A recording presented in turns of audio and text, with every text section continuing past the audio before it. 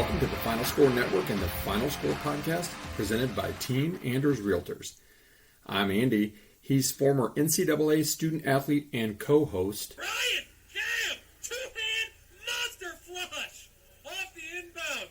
Ryan, Cam, slam, jam. Subscribe to us on Podbean, the Apple Podcast Store, Spotify, or anywhere you get your podcasts. Follow us on Twitter at TheFinalScore35 and TikTok at AGSpartanFan35. Oh, and one more note before we get started. I'd like to apologize to anyone I've not offended yet. Please be patient. I'll get to you shortly. Welcome into the 106th edition of the Final Score Network podcast. I'm Ryan. He's Andy. We're back. January the 10th, 2023.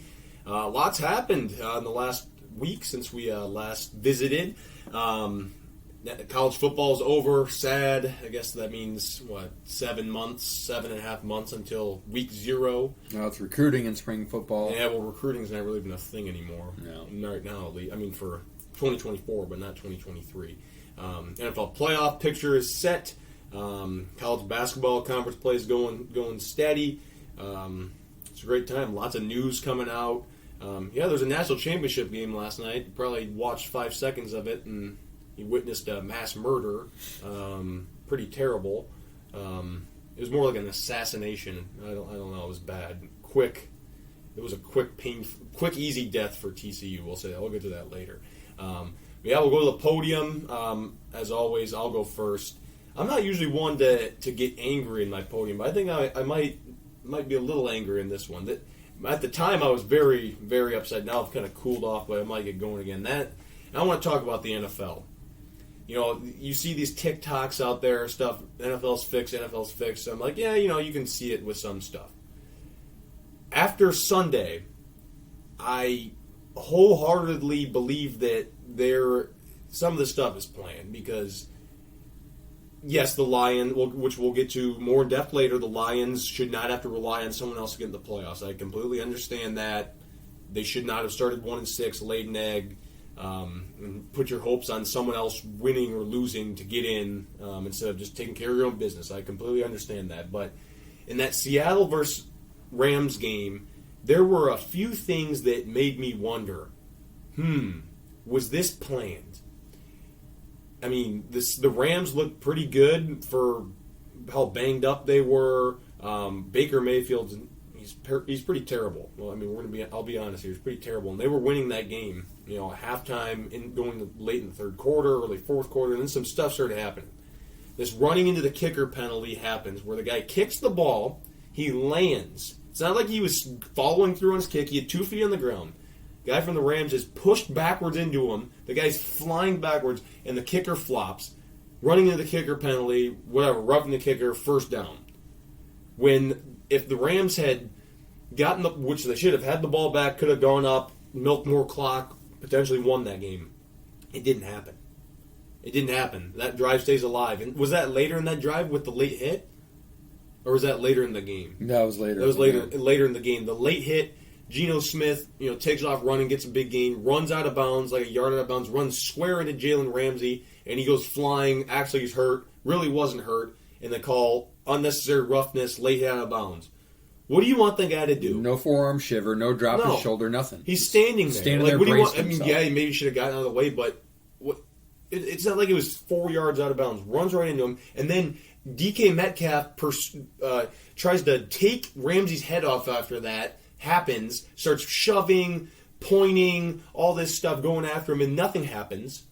And somehow, by the grace of God, Seattle misses the kick. So that should have been a taunting penalty. And then, in overtime, Rams get the ball back. Baker throws a pick to Diggs. Great interception. And then he starts taunting the Rams sideline. Showing them the ball. Saying stuff to him, obviously. Gloating and just being an ass. Taunting a former That's teammate. A taunting penalty. And it wasn't called. How does this happen? NFL, you missed this officiating crew of apparently 20 years together, some some veteran crew and you miss this many goals. That's Saints just pass off the top of my interference head. call from a couple years ago. It's Same ridiculous. Thing. Blatant misses that. A lot of times like that Tim Donaghy in the NBA, Just subtle stuff. That took a while for people to catch on to. Some of this stuff is blatantly obvious. It's egregious. And humans make mistakes, but like You're this supposed many to- mistakes in a row at a Doesn't key sit juncture, that's like if you don't raise your eyebrows to that, I'm just saying, sports betting is legal in a lot more states than it ever used to be. There's a lot of stuff going on. NBC got what they wanted. They had highest Sunday night viewership in forever. That's what I was right? just going to get to. I mean, it obviously has to do with money. I mean, the NFL knew they strategically placed the Seattle game at 4:25 and the Lions versus Packers at 8:20 because they knew that they would have the whole Midwest media market watching the game. They knew Packers fans would watch it. They knew Lions fans would watch it. And they probably thought Bears fans, Vikings fans, they'd watch it because otherwise that game shouldn't even been on TV in our area, and it was. That's ridiculous. And then they make the Lions fans wait it out, and then they place that game at 8:20. The Seahawks win, so then their fans have to watch the 8:20 game to see if the Packers are going to lose and the Lions pull out a miraculous win, which we'll get to later. It's sour grapes is what it is. It's BS. I don't get it. I mean, I do. It's for money, but it's also. I mean, that was egregious. But I'm not gonna say that's why the Lions missed the playoffs. I just think that's the Rams should have had that. They had that game. Yeah, they probably made some mistakes, but the officiating was garbage. Things that make you go, Mm-hmm. And for my podium, I'm going to be somewhat delicate about this because I understand that I was not there. I don't have anything but a very long story by Tony Paul of the Detroit News, which I typically would not read that birdcage material. But Ryan pointed this out to me because a former competitor in the MIAA, Albion College, proud alumnus Ken George, past podcast guest, current assistant coach at Hope, great dude, good friend, played at Albion in the 80s.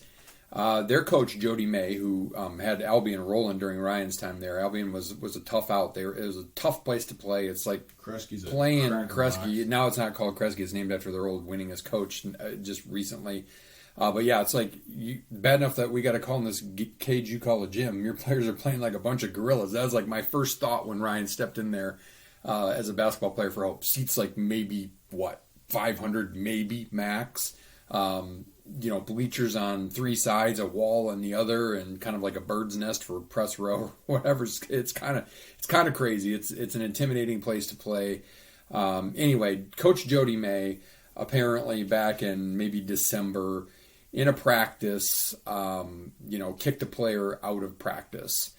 Not a big deal, right? That happens. He said that the guy needed to learn a lesson. He was kind of, maybe being a pain in the butt, whatever the case may be. I'm not, spouting off the entire article here for brevity's sake. So the setup is players doing whatever in practice, probably has had a little bit of history based on what I read into, got kicked out of practice. And I believe it was not only the way he acted, but he used a particular racial epithet. Now, this was an African-American player. Don't know if it was to a coach. Don't know if it was to a player. This happened in a situation with a player at Ryan's school when he was there, who names and everything else shall remain nameless. P, Logan, Kyle, Riley, you guys all probably know what's going on, but Dan. But anyway, so no harm, no foul, right? Kid gets kicked out of practice. He was acting like an ass, said something racial, to an old teammate. Now, I'll preface this. Is there rap music anywhere where the particular word that I'm assuming, it wasn't even said in the article, that I'm assuming is kind of at question here, we'll say it, the N-word, is there a rap? I mean, like, my point is it's prevalent in society, right? Right, wrong, or otherwise, it's prevalent.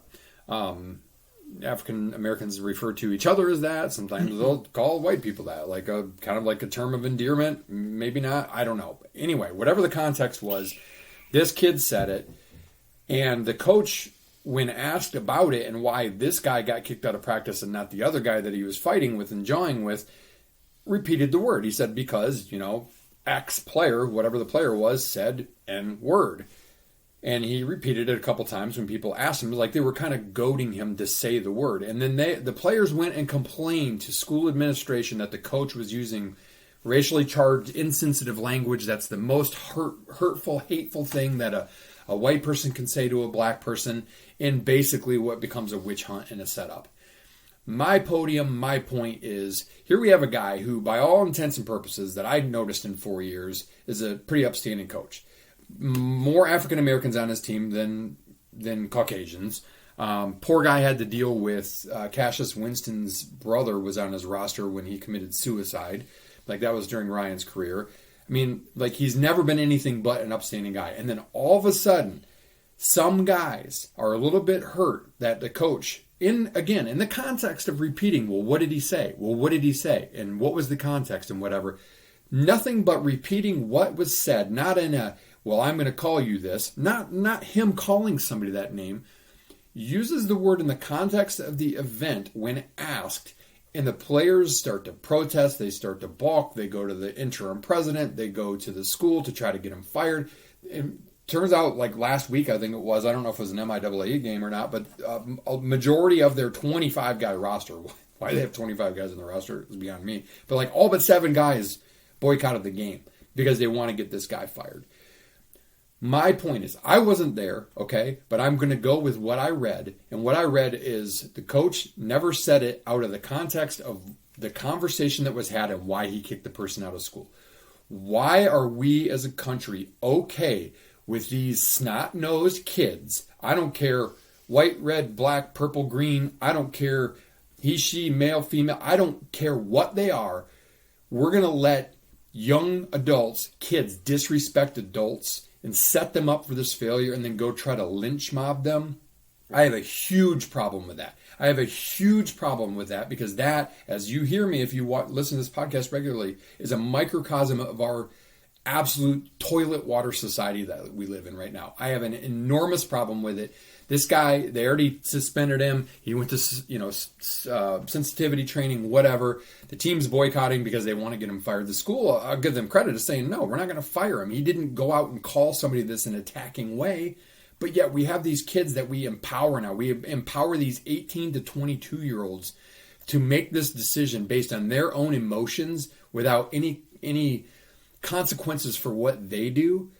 That is our society today, and I have a huge problem with it. There's no place for that behavior of a student athlete towards an adult, a coach, a power figure. Now, again, totally different story if he was calling people this, if he was using it in that context, but he was not. So let's get our heads in the game. Thank you, Albion administration, for doing the right thing so far, and let's do the right damn thing and get rid of the root of the problem, which is the players, or the fact that we have a double standard and we let some people use it in some context and other people can't use it in the same, not even the same context, but in the context of explaining a situation. How's that for a pretty nebulous, without trying to be completely too charged, take on a bunch of bullshit down in Albion, Michigan? Yep. All right. Tee up time. Tee up time. Harlow. Yeah, we got to do Jimmy. I mean, look, here's the thing. We could tee up Michigan. Liar, pants on. We could tee them up for a million things. They're playing with a felon. They played for time with a rapist. Their hockey problem has problems. Their AD is absent unless Michigan State is involved, and it's a chance to take a shot at them and name call.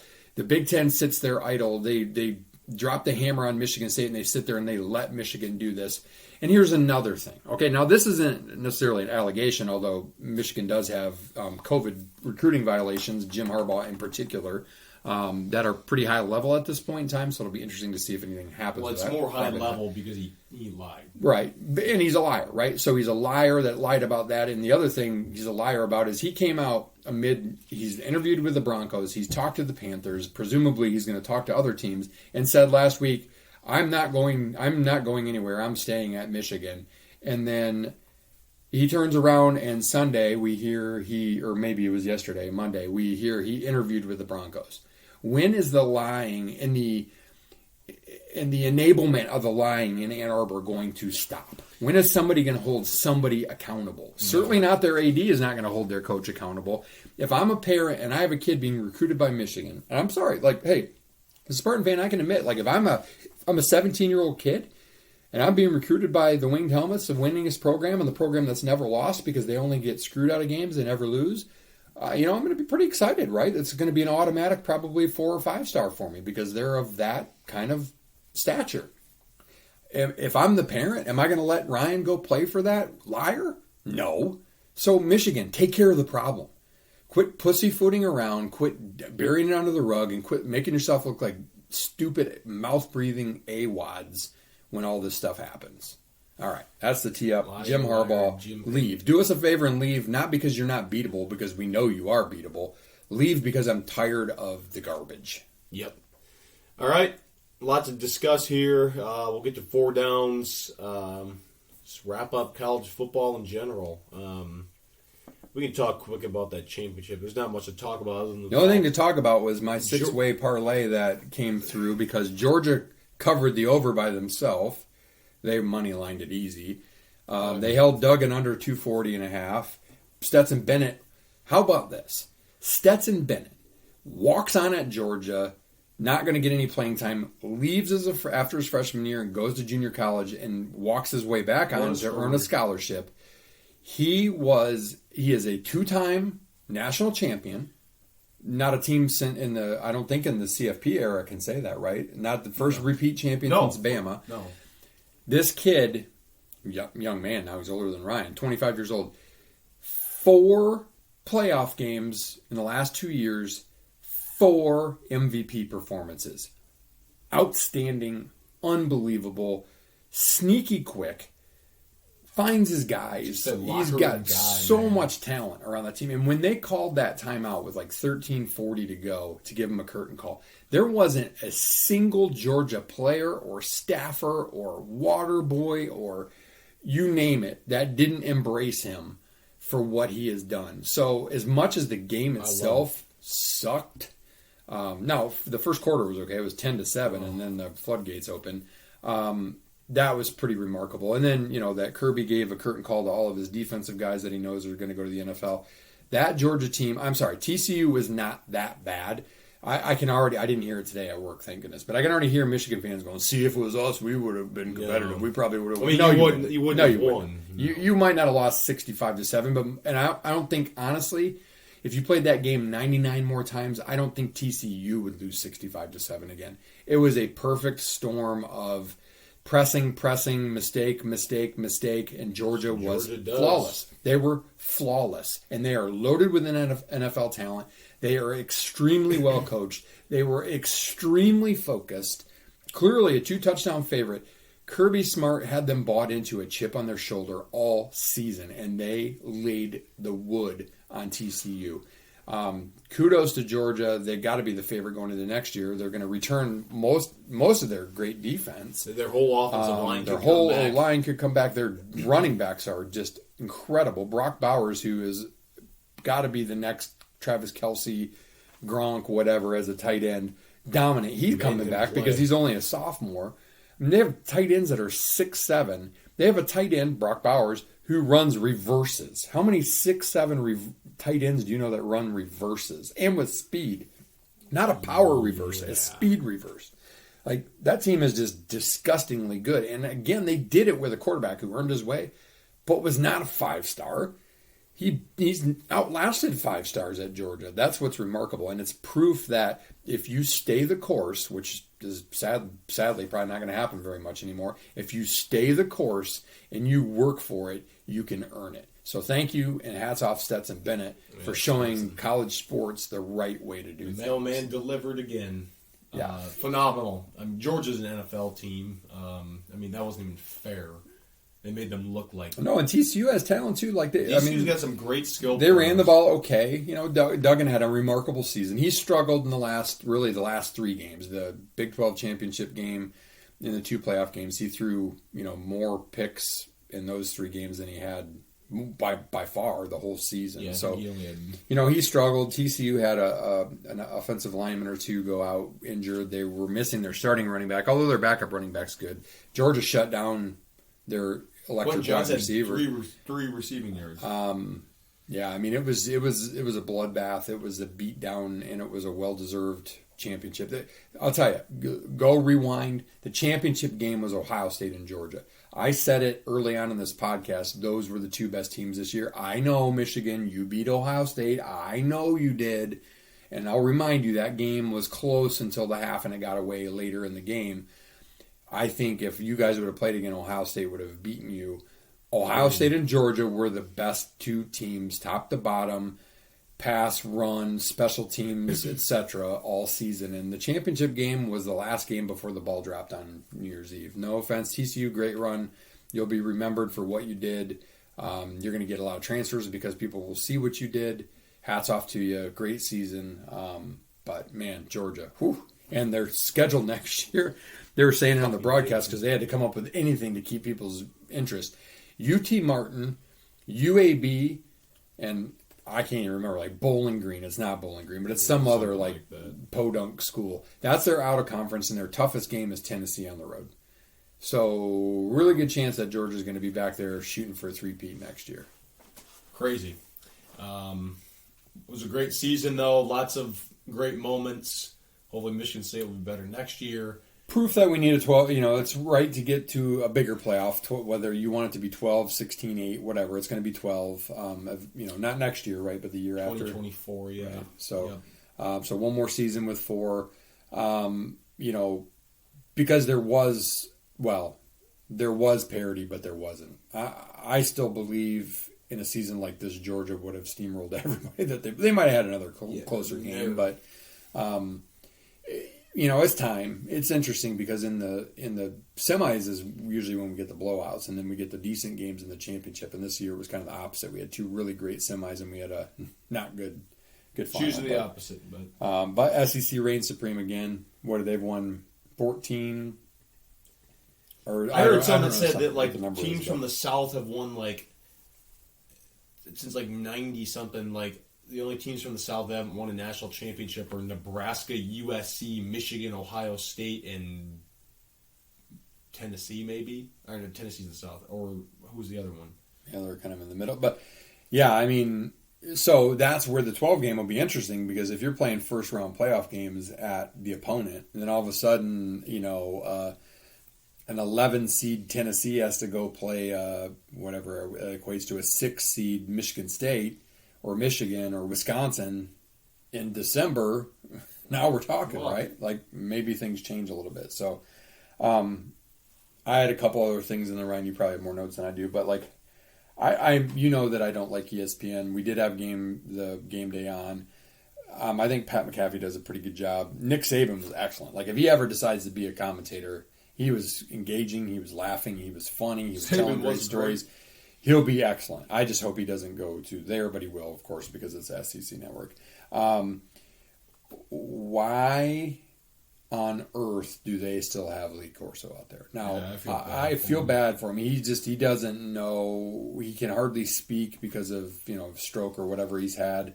Like, it's kind of like the old days when, if you're old enough like me to remember, they still were marching Dick Clark out there on Dick Clark's Rockin' New Year's Eve for the ball drop after he had a stroke, and he was barely coherent. Like, let the dude retire and ride off into the sunset in a way where people will remember him for his funny stuff and the way he was with Herbie, not for how he is now. So ESPN, shame on you. Like, great move for you to get McAfee. I think he's really good. He's engaging. But, like, come on, let Coach just retire and let him ride off into the sunset. It's tough to see that.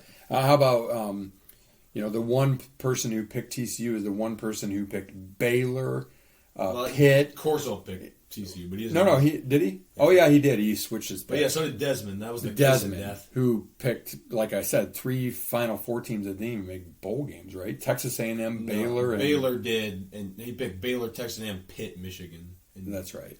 I guess they made bowl games, but they were nowhere close to the championship. So, interesting stuff. Like, that's my general take on the championship game stuff. We did our Big Ten recap. I thought a good year for the Big Ten to get 2 teams in. Neither of them got to the finals, so we'll see what happens next year. We'll see if that counts against them in the future. I don't know. clearly the SEC can always get two teams and often have them play each other for the title. So, I don't know. Now it's just kind of like, well, let's see. Are there any other coaching changes? Are there coordinator changes? When Harbaugh leaves, who takes his job? Does that start the dominoes falling? How does recruiting round out? Michigan State had a coordinator change this week, and somebody was apparently trying to take players with them. Coleman. D-line coach. It's kind of that time of the season. The AFC coaching clinic or the AFCA, American Football Coaches Association, like their annual, expo and coaching meetings and all that kind of stuff happen right up to the national championship game. Things happen there. Handshakes are made and people change positions. So, we'll see what goes on there. You had a pretty decent transfer from Michigan, land to Oklahoma today. They're a good wide receiver out of East Lansing. Michigan State. Horn's coming back for Michigan. Horn's coming back. It's good for him. For him to play 6 games because he's hurt. Yeah, that'll be. He kind of had no choice, right? Like his draft stock was hurt because he got hurt. But he's a nice player. He makes a difference for Michigan. Michigan State lost finally 2 guys actually that went to like programs. Mallory to Arizona State and Piotrowski to Wisconsin. That makes sense though because Piotrowski will be a good fit there. He recruited him. Yeah, Tressel recruited him. I think he's 6'1". He's more of an outside linebacker. He's not an edge rusher. He was not going to be an edge rusher at Michigan State. So yeah, it dings depth, but not a huge loss. But rare because most Michigan State. I said to Ryan that's actually a good sign because most Michigan State guys who've hit the portal have gone down to lower level Division I. So it's looking like for the rest of the guys in the portal for Michigan State, right? So and that kind of tells you that your quality of depth is like maybe MAC level, and that's where Michigan State's got to continue to get better. So we'll see what happens there. We'll kind of continue to keep an eye on it as wasn't the second signing day coming up in February or something like that? Early February. So no college football from here as a main topic for a while. I don't know, Ryan, if you had anything. No, I've got nothing else. Just it'd be interesting to see what Michigan State's going to do with that D line. Apparently, they said Vickerson, and then they're looking at the guy that was Colorado's defensive coordinator the last 2 years. He played in the NFL. He played for Oklahoma. Can't remember his name. And then another guy that was a big time defensive line coach has kind of been around. I just can't remember their names. But you need to be able to be a recruiter, right? Pretty good credentials on these guys, so that'd be good to get one of those. Vic would be really good since he played in the NFL, played at State, has been there. Otherwise nothing else. I'm just, it was a great season. I'm looking forward to week 0. Apparently they're trying to get Colorado, Arizona State, week 0, the battle of new coaches. I know Notre Dame plays Navy in Dublin week 0. That'll be kind of fun. Navy with a new coach, yeah. So we'll start to warm up to unless there's big changes of like a Washington and Oregon coming to the Big Ten, or if there's seismic changes, obviously we'll bring it up. Or if you want us to kind of look back at something, at some point, when it starts to slow down, other topic wise, especially as we get out of college basketball, let us know. It's not like we're immune to talking about it. Yeah, we can. Or averse to talking about it. But for now, sayonara to a great college football season. It's always a blast. It's a lot of fun to look forward to. It's a lot of fun to live within. But the good news is we have the best season now ahead of us, which we'll talk about in Third Down, and that's college basketball. You can't beat it. I'm sorry, you can't beat it. And we'll get to that here in a bit. So, Ryan, what do we have for second down? NFL. Playoff picture set. It's an interesting weekend of games. It's been an interesting season in general. And, those that have prayed for DeMar Hamlin, thank you, because he's doing great. Proof, power, and prayer. Spectacular. Just a great success story there. Keeps getting better. This is a mid-Lions game thing, but on that note, what in the hell was... What's his name? Quay something? Quay Walker. Let's talk about that in a minute. I'm going to go through the other stuff, then we'll talk all Lions game. Then we'll do that. The Texans blew the number 1 pick. That's hilarious. And then Lovie Smith got fired. They helped out my parlay. What do they do? They're like on their 4th coach in 4 years. Like, this is going to be the 3rd coach in 3. What good does that do for you? I mean, I mean, it's not Lovie Smith's fault that you have some pencil neck from Stanford as your quarterback. Like, they don't have any talent. Like, go draft and trade for talent. Stock up talent. I don't care how good a coach you are. Mike Ditka couldn't coach that team to being good. No. But thanks for helping me out on my parlay anyway. Until somebody else blew it. The Jets, I think. The Cowboys look like crap. Bears' first number 1 overall pick since 1947, and according to Polo, they're celebrating it in Chicago like it's, they need a ticker tape parade. That's a loser mentality. Jeez, oh, Pete, yeah, not good. They could have gotten that with what they're going to get with the second pick because the Texans need a quarterback and the Bears don't. The Bears aren't going to take Bryce Young or C.J. Stroud first. They already said today that Frogface is their quarterback next year and for the foreseeable future. So yeah. Yeah, Chicago stinks. Chiefs, easy dub. They ran that ring around the rosy play. That was hilarious. That was the biggest, F-U to the Raiders. If you haven't seen it, you got to look it Andy up. Reid's probably just sitting there eating a donut laughing. I've never seen anything like it. It was hysterical. Wild. It was hysterical. The Jags. What a great success story, comeback story. Jags-Lions would have been a great Super Bowl. Yeah. Well, they're in the playoffs. I mean, the Lions absolutely bludgeoned the Jags, and then from that point on, I think they won their last 4 games in a row to get in. That was an exciting game, that game against Titans. Good on the NFL for putting that on Saturday night. Yeah. Or Saturday afternoon, I can't remember what it was. When it mattered, right? Like, they got a lot of eyeballs. It was basically a play-in game, so it was a playoff game. That was fun to watch. Yeah, that was awesome. Bills return the first touch they have since Hamlin. I mean, that you can't and then make 2 that stuff kickoff up. Returns for the game. Can't make that stuff up. Locked the Patriots out only like the 4th or 5th time Belichick hasn't been in the playoffs. Man. That's great. Bengals win the division. Steelers tried. Now Dauber will complain. Another 9-8 season. Dauber will complain that it's just mediocrity. They haven't won a playoff game in 10 years, but 16 years in a row, 500 or better.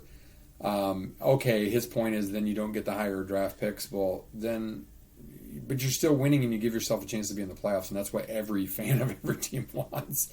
And you have 5 Super Bowls to your credit already. So you cry me a river, man. But good on the Steelers because they're probably one of my favorite AFC teams year in and year out. A lot of Big Ten guys play for them. Some Michigan State guys that are there. I like Tomlin. I like that team.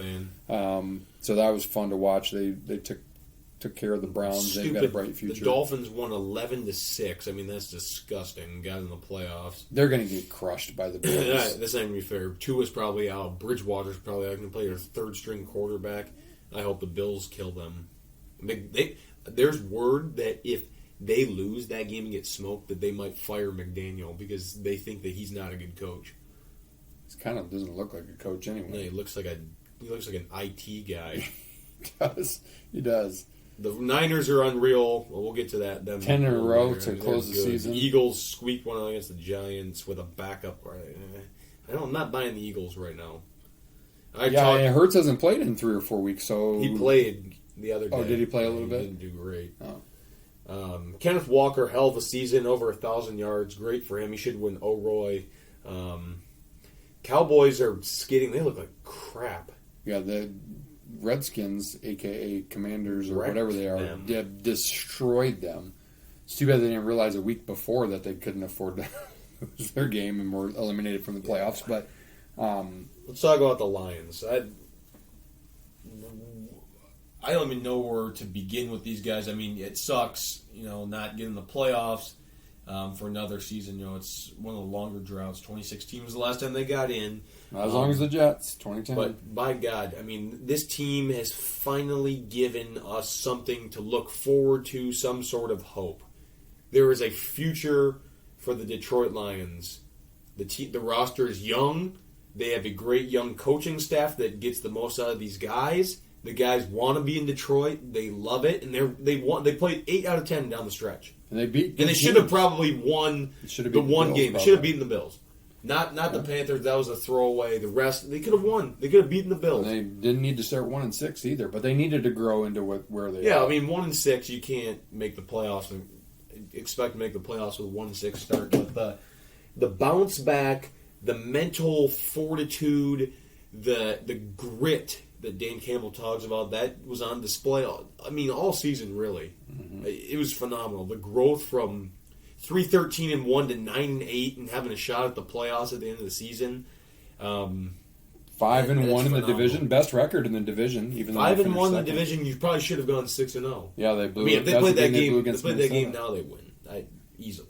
I think if the Lions got in the playoffs, they would play the Niners, but if they were playing any other team, I think they would have been. It would have been a pick 'em because they're a hottest team. Yeah, and look, they've got a ways to go on their roster. Like they've got definite holes, but that team believes in their coach, and no other proof of it than and the coach believing in the players too than 2nd and 17.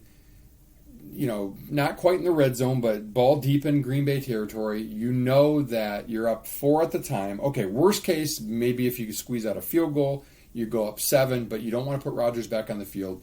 Their goal is to get a first down and keep Green Bay from getting the ball back, and they run a hook and lateral. That was the coolest thing I've seen. Just a ballsy play call, and that is a microcosm of who Dan Campbell is. That is a microcosm of who the Lions became. And that's why Ben Johnson's name is out there. I don't think he'll get a head coaching job this year, although I could be wrong. But if he does it again next year the way he did this year, he will. The Lions defense is a long way to go, but Aaron Glenn dialed up some good things. He finished very strong after we were calling. After they got rid of their secondary coach, which is kind of crazy. And then is it Joseph that had the 3 picks? Kirby.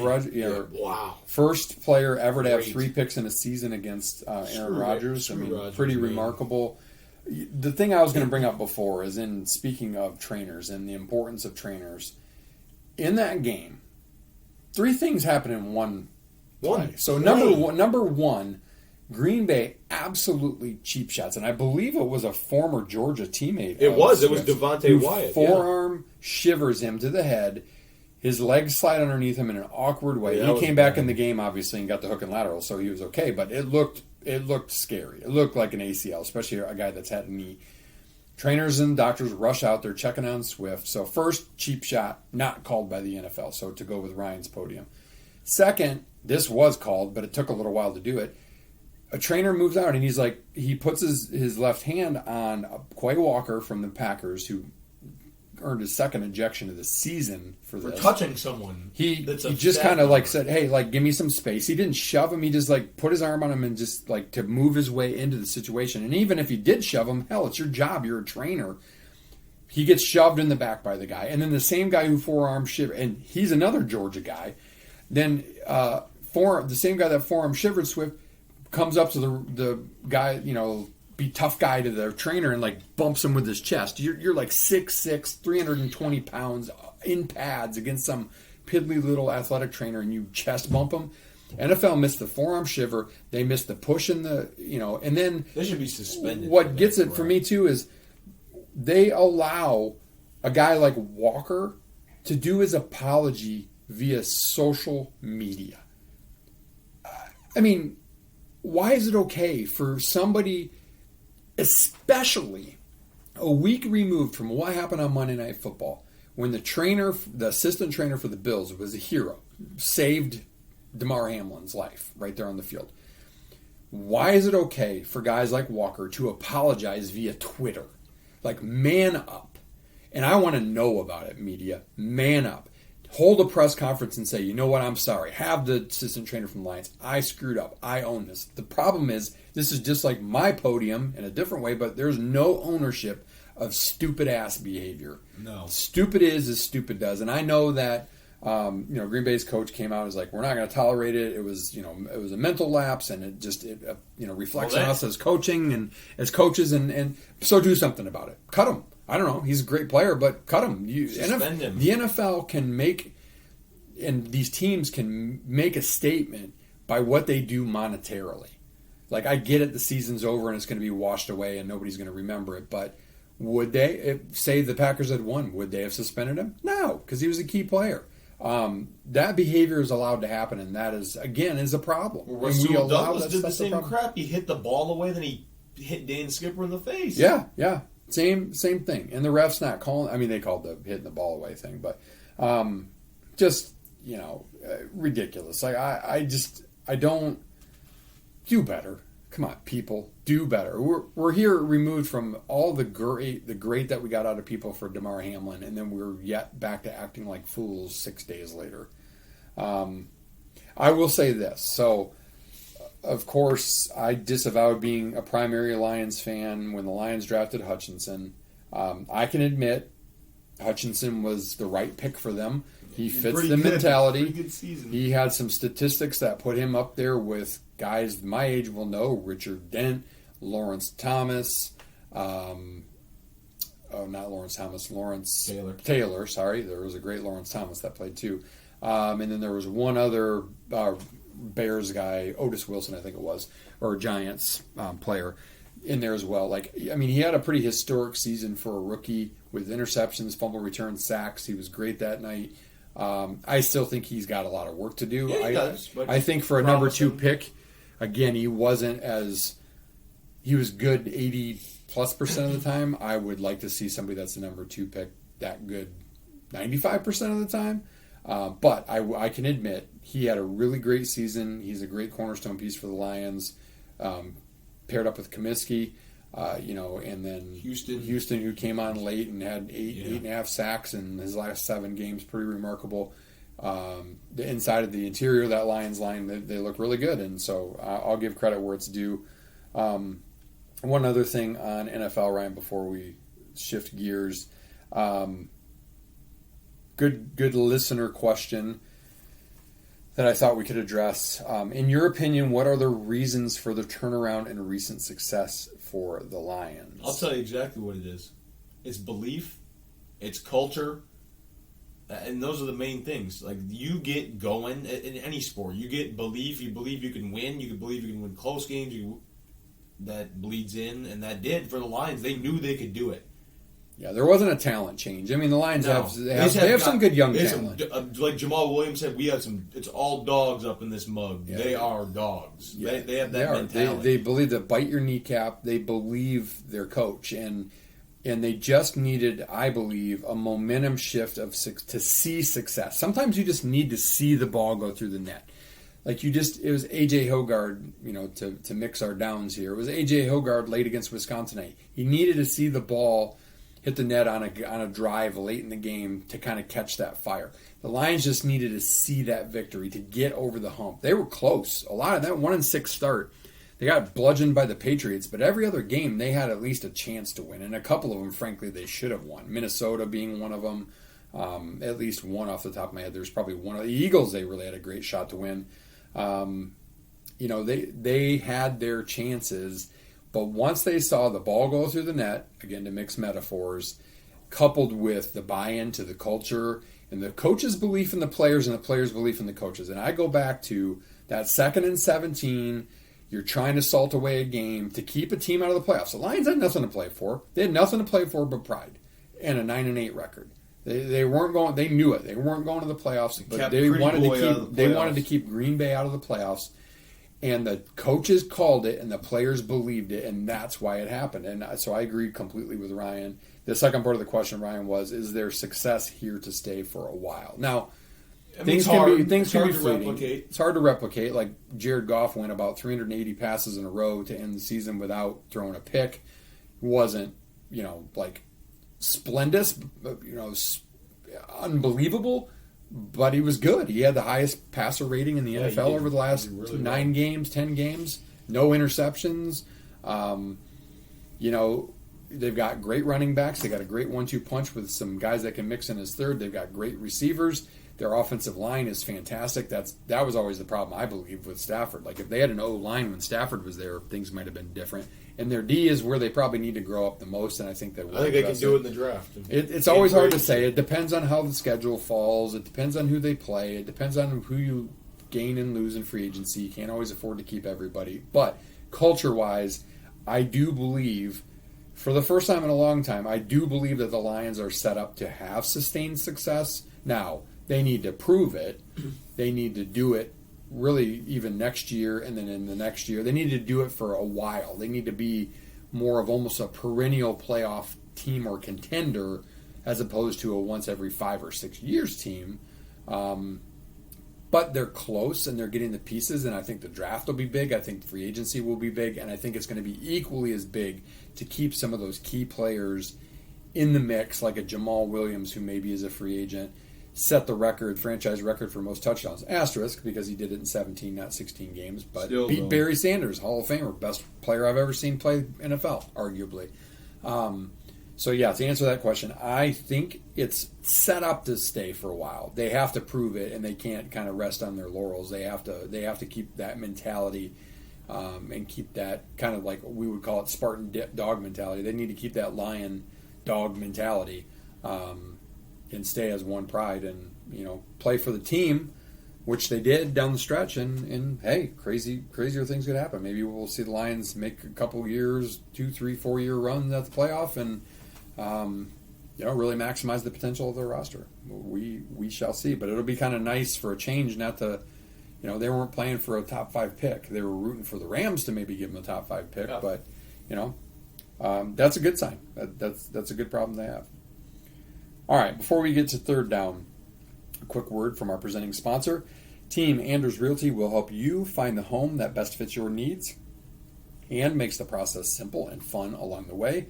The Anders have served thousands of clients over 30 plus years in the Grand Rapids, Michigan area and are here to serve you today. Learn more and support them by going to teamanders.com. All right. Third down. 2 big wins from Michigan State. College basketball, yeah. 2 big dubs. You want to start with that, or you want to end with that? We can end with it. Right. Let's start with this one. This is Kentucky's unraveling before our eyes. That's not great for Michigan State, and they're looking at it for Strength of schedule. Calipari's already schedule. rumored to be taking the Texas job. Beard got officially fired for choking out his Kentucky's a fiancée. train wreck. They lost to a quadrant 4, which means you're one of the Worst. in the 4th of the worst teams in college basketball. 360 Lower whatever 4th. teams. Kentucky lost home. 28 home game win streak done. Worst start. They're 1-3. They lost to a team that lost by, what'd you say, Ryan? 43 at home. At home. to Earlier this week. Tennessee. They had the worst start. They're 1-3 in SEC play. Worst start since 1986, 1987. Ouch. I think Joe B. Hall days, maybe. I mean, Calipari, his days are numbered. I think he's Lexington. worn out his welcome. He's kind of we haven't seen him play Since directly. but he's lost the COVID, team. they've been horrible. They've been really bad. Yeah. They missed the tournament, and during Their 2020 recruiting's no different, supposedly. No, it's not. 2020, 2021, missed the tournament. Last year, obviously lost to St. Peter's. This year, they might not make it again. It's rough. It's a rough go in Lexington. Crazy. Alabama, that's the team right now. I think them and Tennessee are 2 really good teams. Will they do anything And in a pretty March? decent SEC. The league to watch. Arkansas is good. The best league, top to Big bottom, 12. is the Big 12. The Big 10 is good. I don't know that we've kind of been proven that the Big 10 doesn't have any elite teams. Purdue's still close, but they lost to Rutgers, so, I mean, they're not unblemished. They're close to being elite.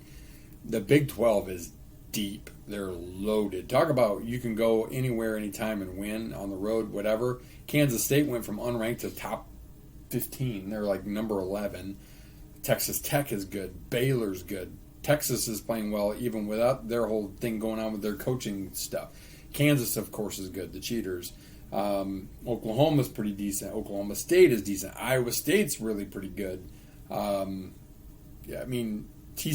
I think, has been ranked throughout the season. Like, who's bad in that league? Maybe West Virginia's okay. The worst teams are West Virginia and Oklahoma State, and they're still pretty good. Right. Every team's in the top 40 in Ken Pom. Yeah, Big 12 is the best conference right now. The ACC, I don't know what happened to the ACC. The ACC's been a train wreck.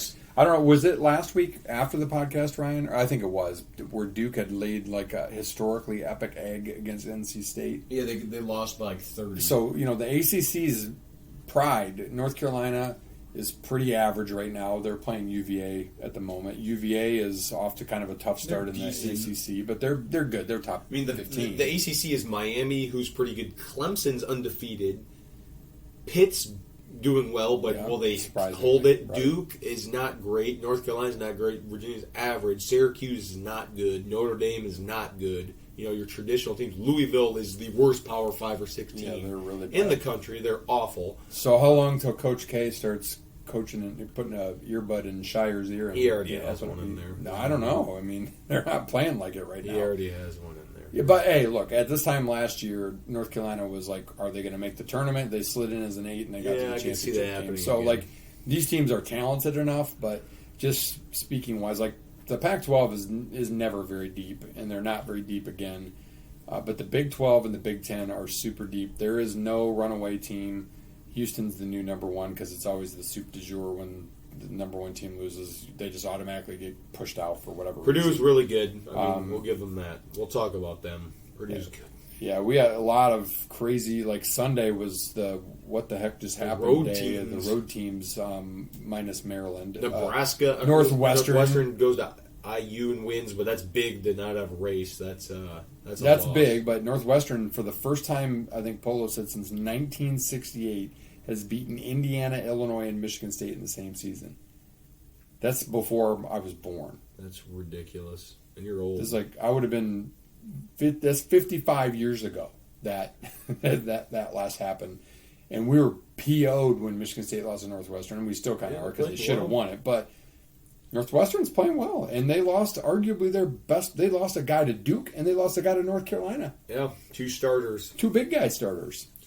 I mean, Sometimes it's additional. Let's tell us the only team that really is bad in the Big Ten is Minnesota, and they're really not terrible. No, I mean Nebraska is at least They're puts up a serviceable. fight. Iowa's getting better. Maryland's playing better. Rutgers is pretty good. Wisconsin, Lost, Illinois. right? Rutgers lost at home to who did they lose to? Iowa, They right? lost to Iowa. Yeah, I mean, it's a gauntlet. It really is. Penn State gave Purdue a fight for a while at the Palestra. The Big Ten it'll all even itself out. It'll cannibalize. Some teams will. The cream of the crop will rise. Like it always does. I still, you got a bunch of teams at like the quarter pole that are 4-1. Not a bunch. Michigan State's 4-1. I think Purdue is 4-1. Yeah, so there's a lot of teams. So if you extrapolate, obviously that's 16-4. That ain't going to happen. I do still think like 14-6 in this Big Ten probably wins it outright. 13-7. 15-5, I think for sure wins it outright. So does that make with the Big Ten having 10 legitimate teams? I mean, because you have Indiana who they lost their point guard, they lost Race. Trace Jackson Davis is dinged up, but he still put up some ungodly numbers the other day. But so now all of a sudden they're like fall back to the middle, lower part of the pack. Like, injuries take their toll for sure. It happened to Michigan State.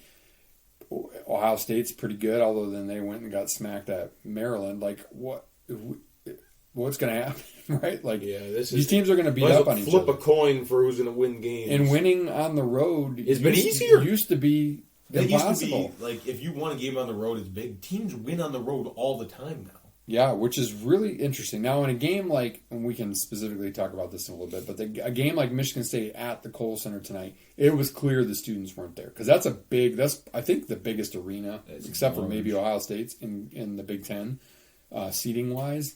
And it was pretty morgue-like for a long time. They got a little frenzied at times when Wisconsin got a 5-point lead, which always feels like a 15-point lead there. But, I don't know. Is it that? Is it... Because the zone is still crazy. The zone still has an impact on games, but I don't know what it is. I'd have to dive in and do some research. Ryan, I'll pass that torch to you. You like to kind of look into that stuff. Like I did a whole official research thing on fouls called last year. It'd be interesting to know over the last couple of years how that has ebbed and flowed. Does it just feel like more road teams win? I feel like it's since COVID. Do they more? Yeah, maybe. It really is. Because they got used to playing in empty gyms, and then all of a sudden you didn't see it as, oh my gosh, that's the zone. That's a hard place to play. You saw it as, oh, that's the Breslin Center. I've played in there, and it's quiet. It's whatever. That's a good point, Ryan. Maybe that's what it is. I can look into it. Because usually a home crowd is worth some points. The zone tricks teams every game into a shot clock violation or two with a quick count or a slow count of the shot clock. But yeah, interesting. Just like some teams just don't have great home crowds. I get it, but yeah, I don't know what's going on. Illinois is bouncing back a little bit. They're beating Nebraska tonight. They finally beat Wisconsin. Wisconsin's now lost 2 in a row. They finally got off the schneid and got a win the other day. Interestingly, after one of their players quit. Is that addition by subtraction? I don't know. So yeah, Big Ten is equally as crazy. College basketball is just set up to be great wild this year. We've said it all along.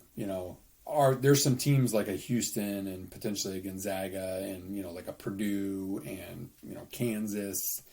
There's some teams that you think should rise up, but it is truly an anybody can beat anybody anywhere anytime type of season, and I'm here for it. I think it makes you want to just flip on YouTube TV and flip through every potential basketball game channel on any given night of the week to watch what's going on. Like right now, I think we've got like halftime of a game on as we're doing the podcast, and it's fun stuff to watch. And good luck picking a bracket come March. Oh yeah, you're gonna want like 8 or 9 or 10 oil of them. near you. Yeah.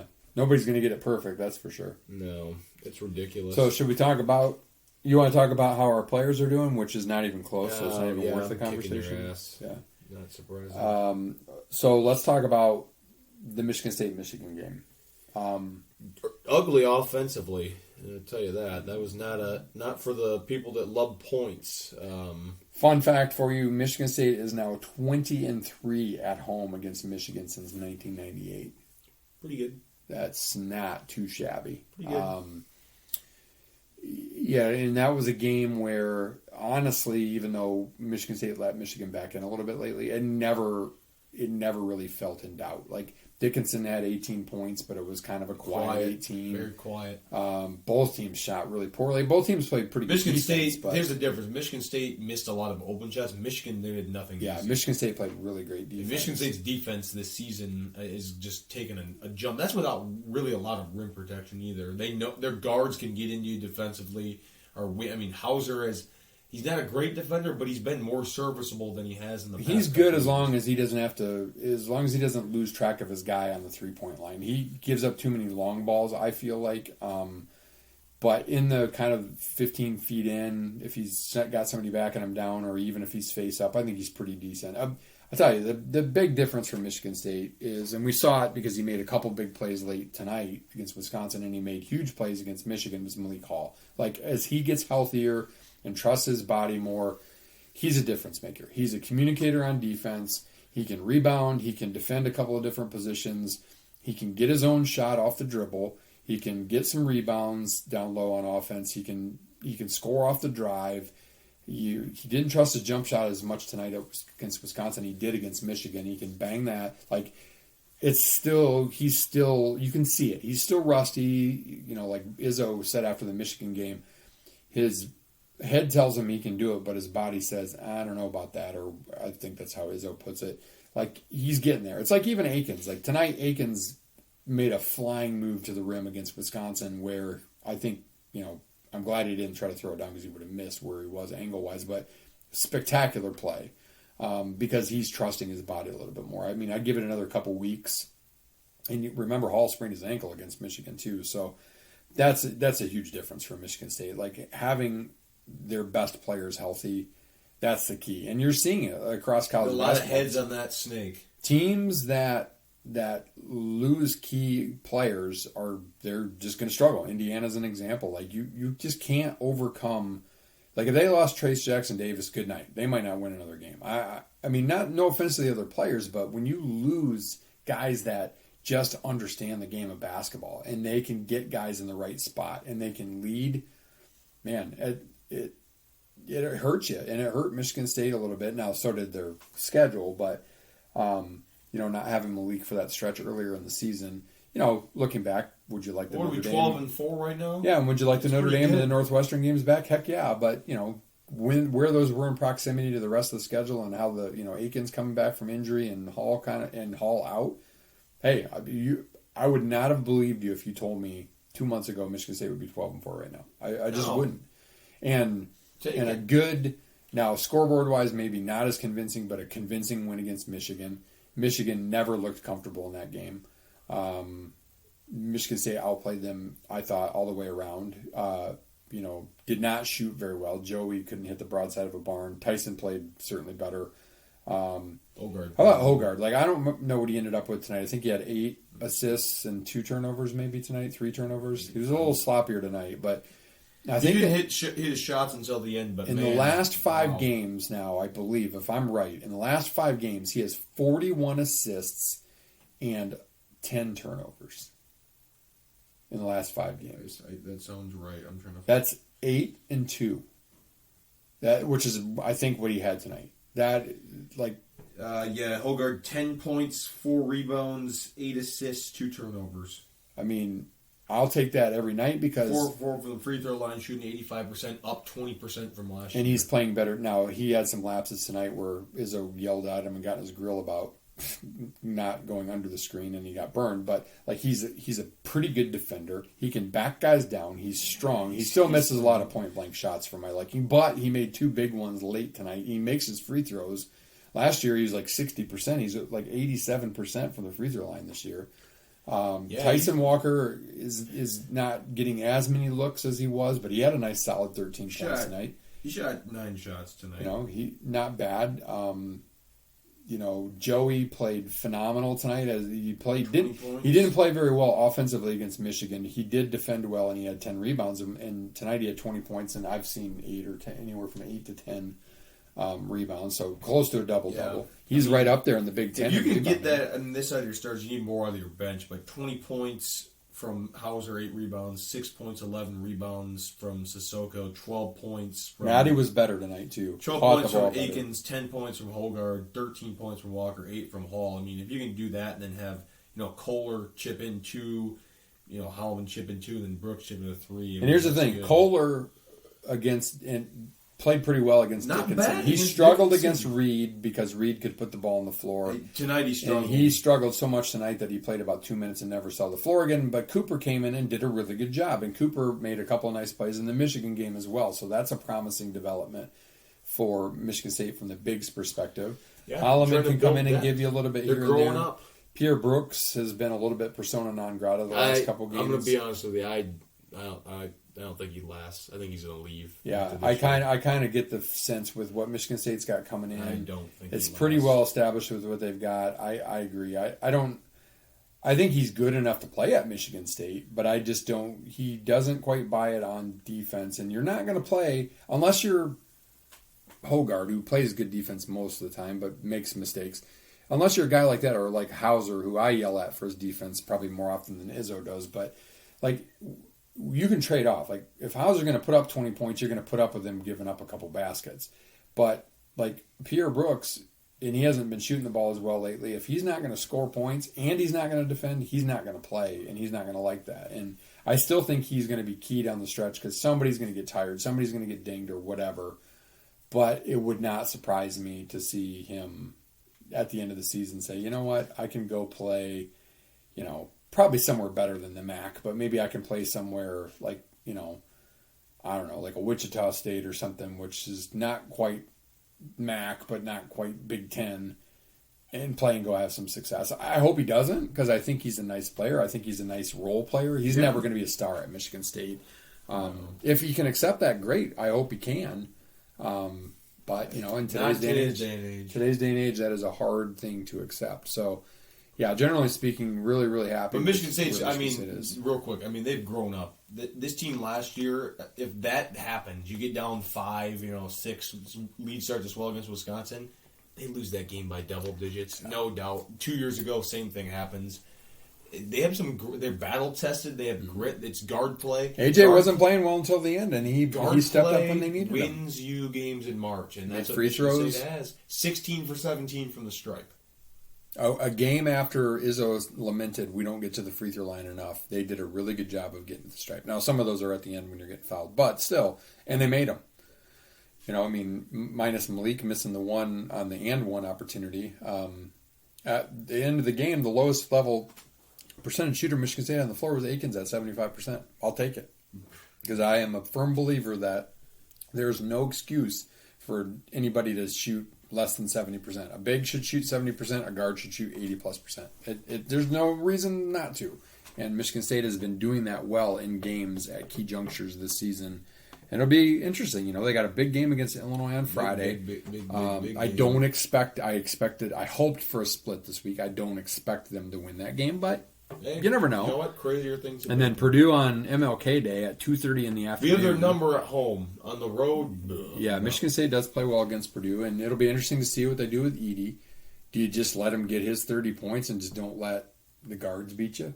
That's what I'd do. Foster's brother and Smith and those guys. I mean, make it tough for him, but yeah, I think they did a good job when the way they switched defenses up on Dickinson. They just didn't straight up him every time. I don't they think didn't just double him he's down. gotten better at passing, but I don't think he's great. No. So I mean, if you throw weird looks at him like you did Dickinson, Sometimes you double down, sometimes you don't. Sometimes you bring with help him from it's the weak about side, position. Sometimes you don't. Yeah. Dickinson has that. He's a pretty good left hand hook, and he can hit the turn-on jumper. Edey can't shoot the ball. He's all hook shot or layup or dunk. Yeah, he's still pretty big and bulky and awkward, but he's 7'4", so of course he is. Yeah, he's a big boy.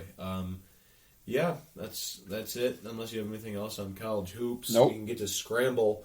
We're going to do this. I forgot in the NFL to pick the who we think Throw our win the picks in the games. scramble because there's not a ton. Let's do it right now. This week. Seahawks, Niners. I hope the 49ers kick the living crap out of them. I think they will. I hope K9 does well because it's been fun to watch him, but I think the 49ers will win. Yeah, I agree. Chargers, Jags. In week 4, the Chargers got blown out by the Jags at Los Angeles. I think it's going to be a great game. But I think Trevor Lawrence and the Jags, I think the playoff experience of Doug Peterson pays off, and they win a close game because of their defense. I do. I think that's the most intriguing game. I think so honestly, too. I think the Jags are going to do it. It's hard.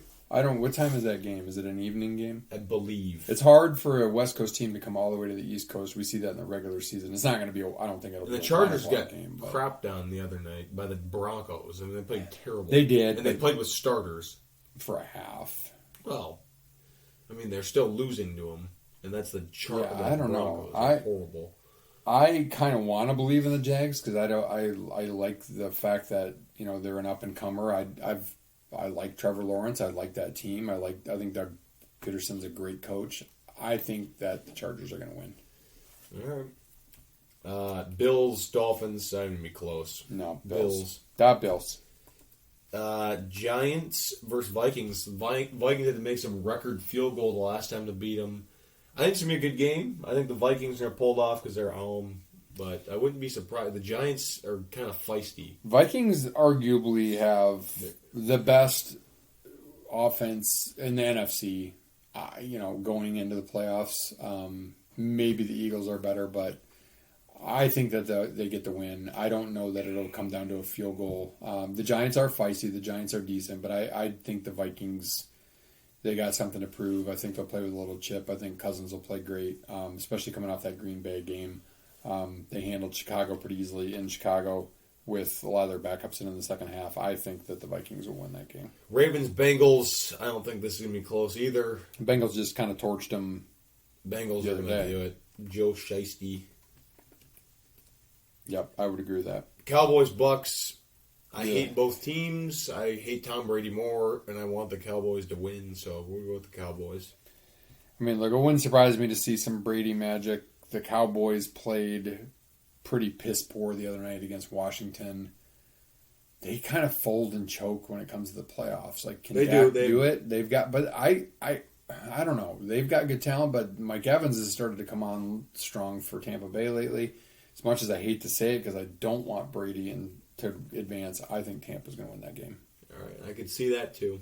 I really could. All right, other scramble. Let's talk about that golf tournament that happened over the weekend. That was a pretty good Kind of one, an huh? epic choke by Morikawa. He had at one point, I think he had, a 7-shot lead at least.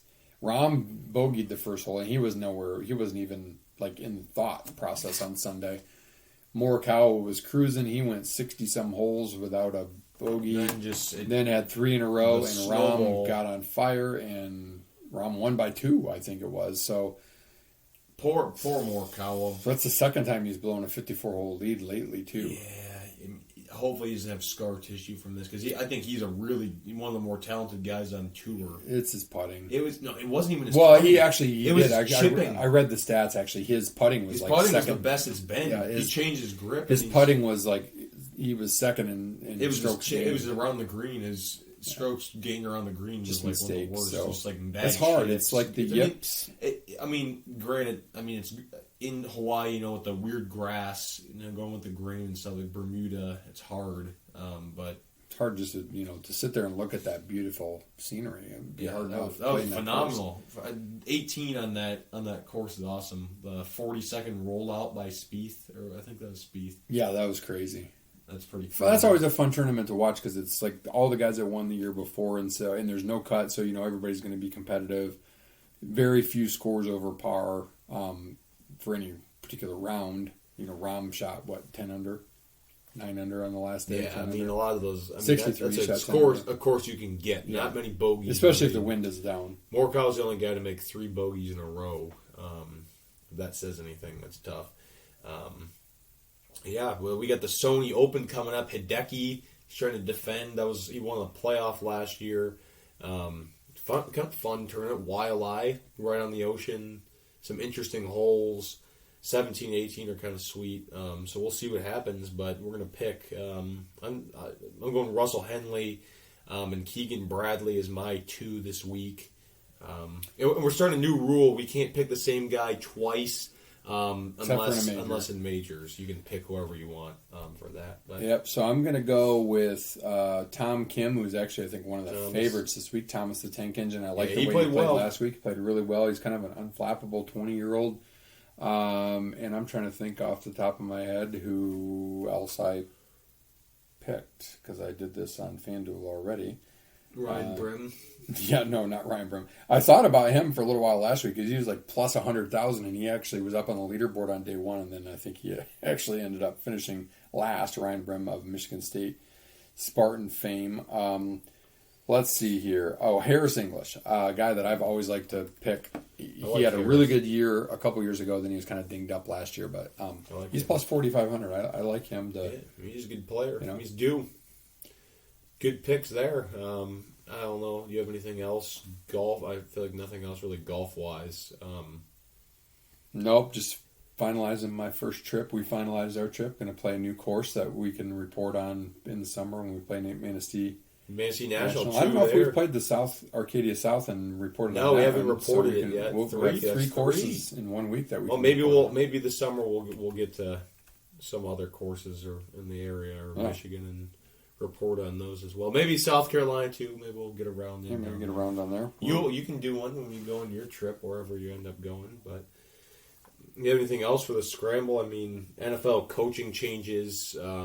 Cardinals, like I expected. You predicted, yeah.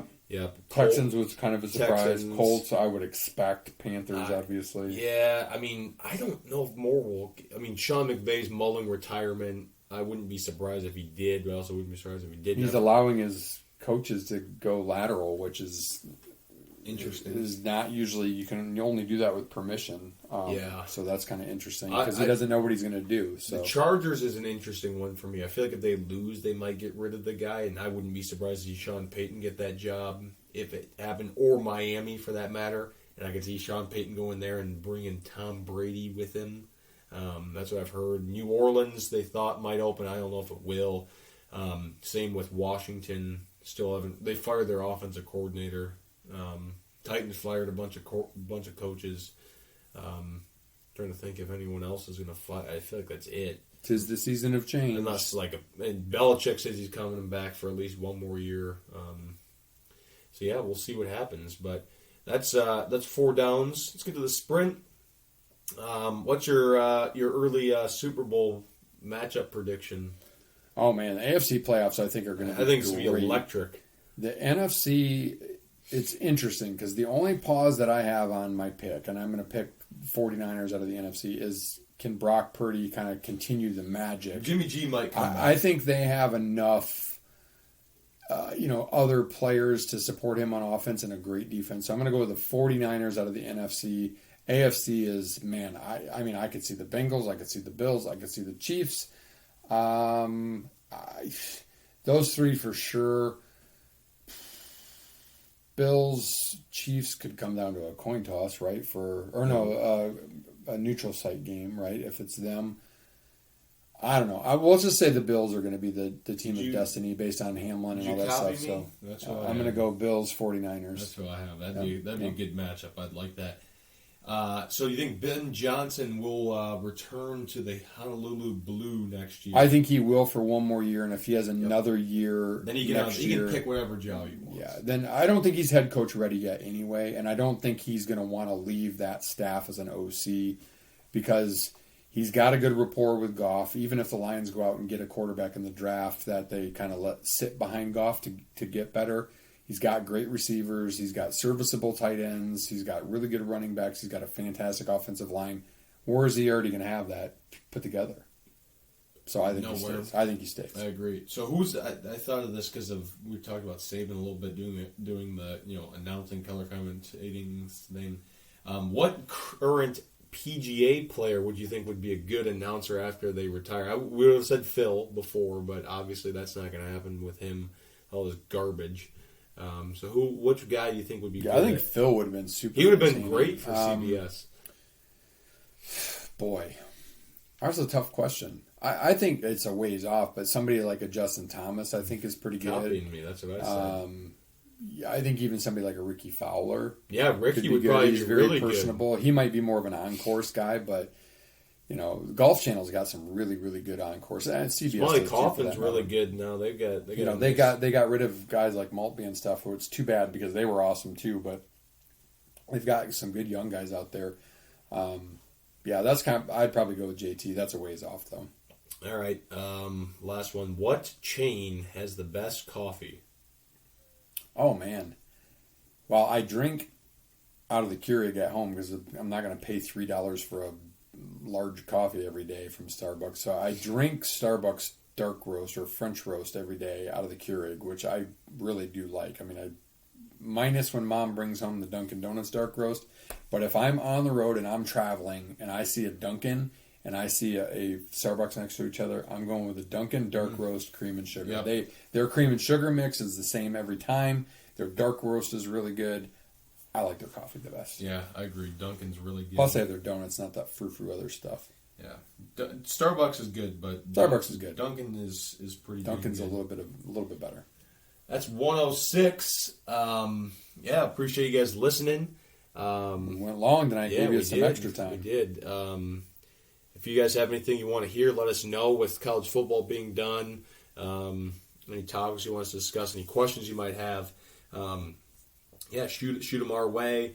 If you have any ideas for, anyone wants to be a sponsor, if anyone wants to be a guest on the show, know of anyone that could be a guest, let us know. Fire them our way. We can try to set that up. Appreciate you guys listening. That's 106. Couldn't do this without you guys. Appreciate it. And let's hope tomorrow's an off night. Go Dutch. Beat those boys and down the up the road, up the rivalry, line. baby. Go get them. Win. That'd be 4 in a row. No, 5 in a row. 5 in a row. Yeah, go for it. Yeah, let's go. Go Dutch. All right. Another shout out to our sponsor, Team Anders Realty, for being a loyal sponsor since the beginning of the podcast and likely to renew again. But again, we are wide open to other sponsor ideas. So let Ryan know. Meantime, in honor of the Lions' great finish, as Dan Campbell said in September, it doesn't matter if you have one ass cheek and 3 toes, I will beat your ass.